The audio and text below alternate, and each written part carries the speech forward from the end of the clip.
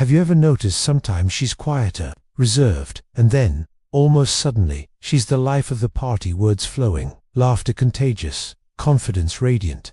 What if I told you this shift isn't random at all, but guided by something hidden, something ancient, her biology, and it happens when she's ovulating? Think of nature as a grand orchestra. Every instrument has its moment. The violin takes the lead, then the drums, then the flute. In a woman's cycle, ovulation is like the crescendo of the song. Hormones rise, energy surges, and even her voice, her words play louder, clearer, more magnetic. It's not just small talk. It's a rhythm coded deep in human history. So what's happening under the surface? Around ovulation, estrogen peaks. This hormone doesn't just influence fertility, it lights up brain regions tied to language, memory, and social connection. But why does it do that?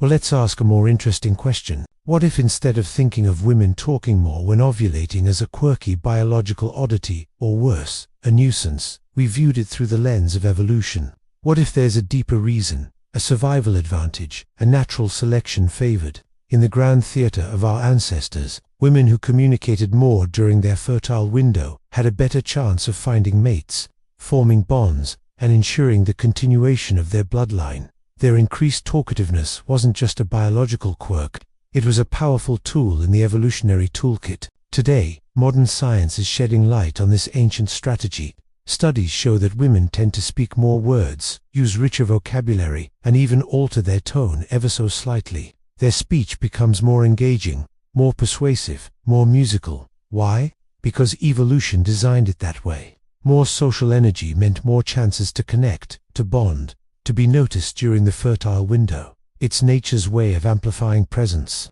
Think about it. Maybe you've seen your friend suddenly more talkative during girls' night, or maybe you've noticed yourself delivering presentations with unexpected clarity and charm, not realizing it aligned with your cycle. This doesn't mean women are controlled by biology. It means biology and behavior dance together in a subtle, fascinating rhythm.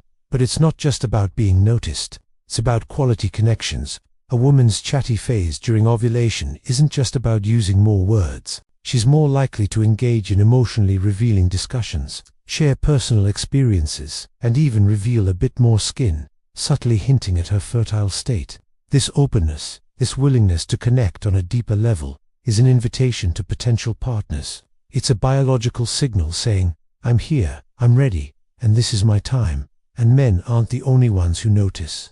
Women too can sense when another woman is ovulating, picking up on the subtle cues of body language and speech patterns. This awareness, this intuitive understanding of the female cycle, is part of what makes women such powerful communicators. They navigate this intricate world of fertility and connection with an elegance born from millions of years of evolution. Now, some might argue, surely we've evolved beyond such primal signals, haven't we? But think again. Even today, studies show that men subconsciously notice the subtle signs of ovulation, like changes in a woman's voice or gait. These signs, once critical for survival, now operate beneath the surface of modern interactions. It's a silent language, a biological echo of our past, whispering to us in the most unexpected ways. And it's not just about the cues. It's about how women interpret these cues too. Research suggests that when women are ovulating, they're more attuned to the emotional states of others, more adept at understanding subtle social cues, and more likely to take the initiative in nurturing relationships. They're not just talking more, they're listening more, feeling more, connecting more. Some might say, surely this can't be all there is to it. Surely there's more to female biology than just talking and flirting, right? Well, exactly. This is just the tip of the iceberg. There's a lot more to it. As we continue to peel back the layers of this fascinating subject, we uncover even more intriguing aspects of female biology that defy conventional norms and challenge societal expectations. Did you know that around ovulation, women become more sensitive to pain? It's true. Research indicates that during this phase, women have a lower pain threshold, meaning they might be more susceptible to physical discomfort. This heightened sensitivity, however, takes on a fascinating twist when we consider migraines. Studies show that migraines in women often strike when they're not ovulating, suggesting a hormonal influence on these headaches.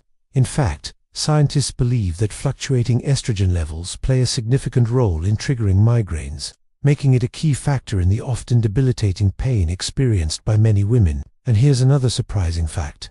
Women's risk of mental health conditions like depression can fluctuate with their menstrual cycle. Research suggests that these conditions might be more prevalent during certain phases of the cycle, particularly when progesterone levels drop.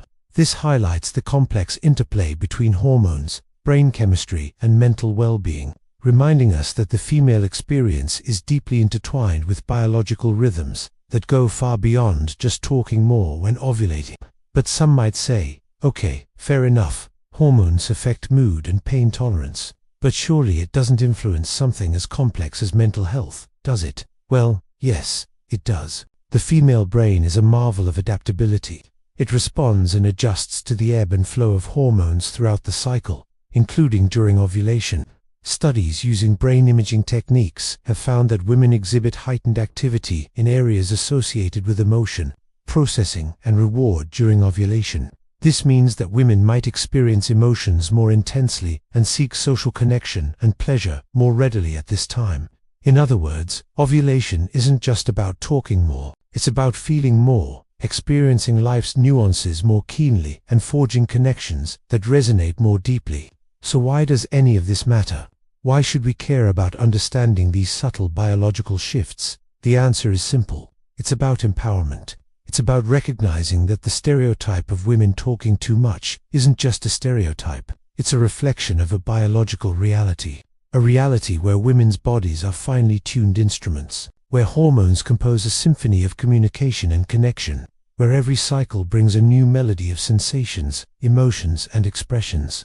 It's about celebrating this complexity, this depth, this richness of the female experience rather than judging it, understanding it. When we truly grasp the forces shaping women's lives, we can create a world that supports, encourages, and uplifts them. We can celebrate the power of female biology, not just in spite of its challenges, but because of them. After all, it's this very complexity, this intricate dance of hormones and behaviors, that makes the female experience so uniquely powerful, so profoundly transformative, and so beautifully human. Women don't just talk more when ovulating. They become more articulate, more eloquent, more captivating.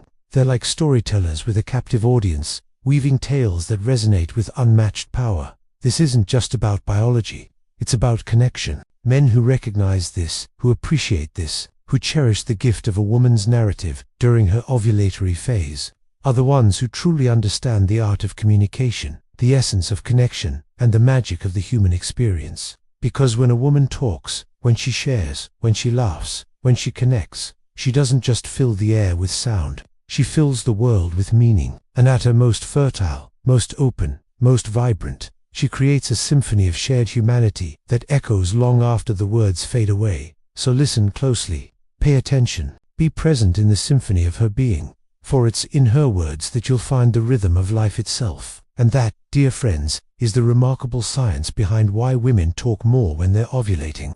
If you found this video insightful, please don't hesitate to share it with others. Your support means everything to us and helps us continue creating more engaging content.